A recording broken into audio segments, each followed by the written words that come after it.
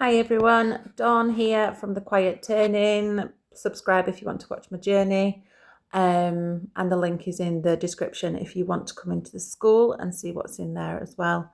And there's also links in the description for a big ecosystem inside school if you just want to be a quiet affiliate and just make some money on the side by just being present.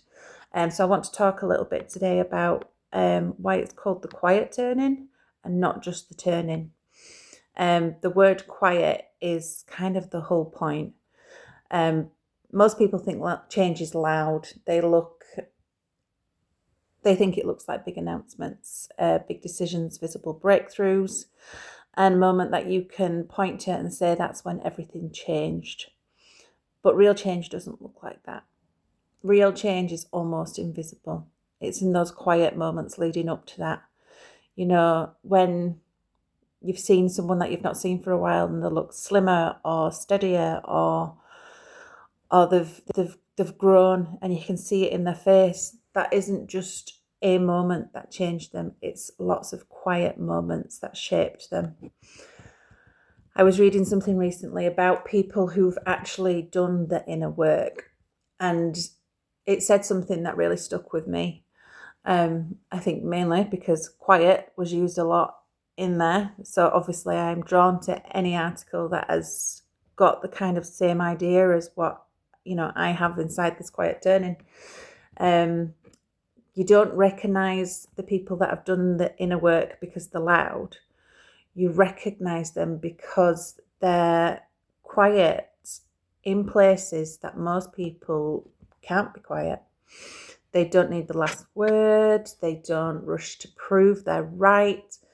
They can sit in a disagreement and let it end unfinished without chasing the person down to correct it.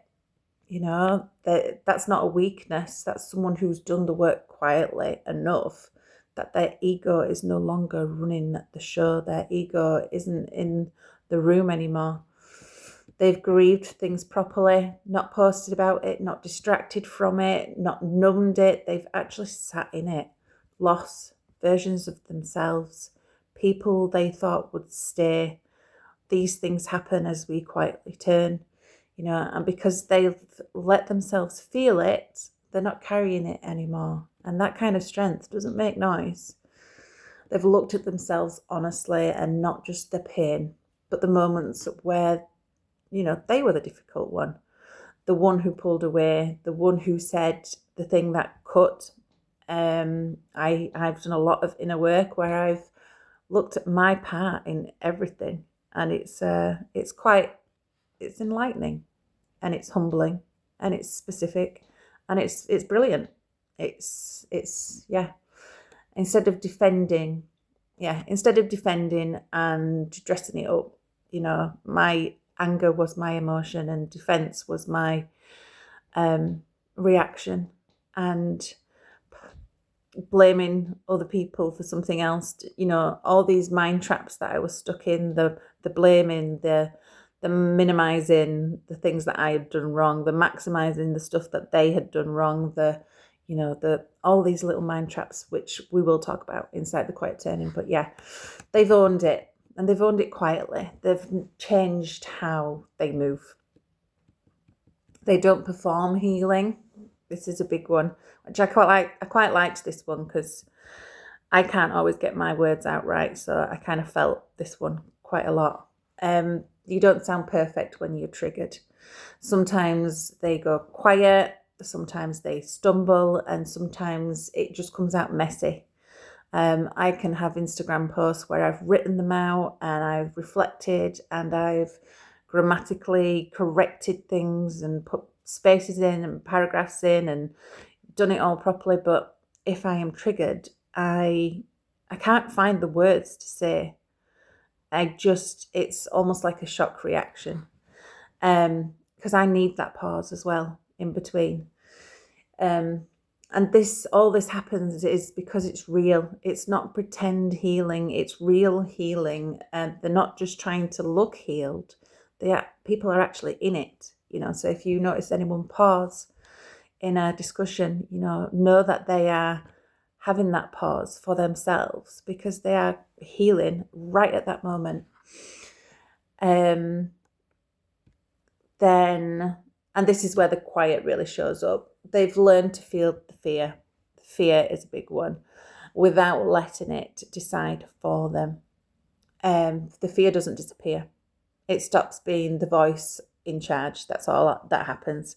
In the mental toughness, we do speak a lot about fear, and in the skills accelerator, a lot about fear and emotions, because this can be what controls us, and it's about dimming those, the blockades between us and our growth, us and our future, us and whatever the next step is. Fear does not just disappear. It becomes a signal instead. It's not an order. It becomes a signal.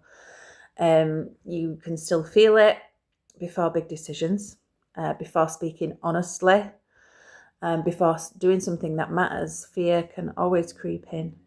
But the people that have done the inner work will move anyway. And they'll just do it quietly, steadily, small, steady steps. I say this a lot. They can sit in silence. Can you sit in silence? I can sit in silence. I quite like it, actually. Don't have to reach for the phone. They don't have to distract themselves. They don't want to escape whatever's going on. It's sitting there in silence, because the people that have done the inner work have spent enough time with themselves, and they're no longer afraid of that space. I had a friend that spoke to me earlier, and she had a full day yesterday where she just shut off, no calling, no messaging, no nothing.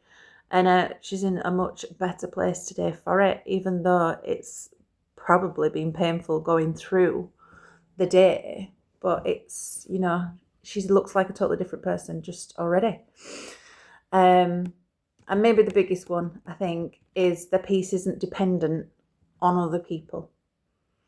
They can love you, they can care about you, they can be affected by you, and still come back to themselves. They don't need you to be okay for them to be okay. I don't know if anyone here likes to know that other people are all right until they can settle, or it's a people pleaser mentality or anything like that. When you do the inner work, you can let them be. It's that let them theory. And that's the quiet strength inside, So this is why it's not just called the turning, because the turning itself isn't the moment. And I know I can look at people and think, wow, how did they just get that? And they've done this work quietly in the background. It's the 1,000 quiet decisions that no one sees. It isn't just the turning moment. It's all those thousands of decisions, thousands of actions and movements, small actions that you do daily. It's the not sending the message. It's the not reacting immediately. It's the sitting with the feeling instead of escaping it. It's admitting you were wrong. It's letting something end without forcing closure. Choosing differently when no one would know if you didn't. That's the big point. It's the quiet. You're doing it for yourself.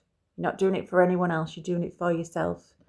And this is where we quietly build ourselves up inwardly first, to then pass it on outwardly. So that's the work, and it happens in silence. No applause, no audience, no validation, just you and the decision in front of you. Most people are waiting for a moment to change, but the truth is you don't arrive at a turning point. You build it quietly. And over time, something shifts, not loudly, but deeply.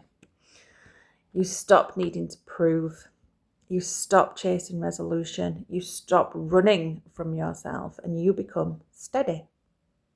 Not perfect, not finished. This is not for perfection, or this is not for finished. This is about being grounded. You're not perfect, you're not finished, but you are grounded. You know who you are inwardly, and you know where you're at, and you know why you're doing it.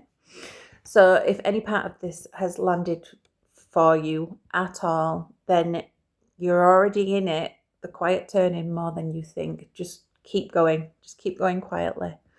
Thank you very much. Just a little bit of something different for you.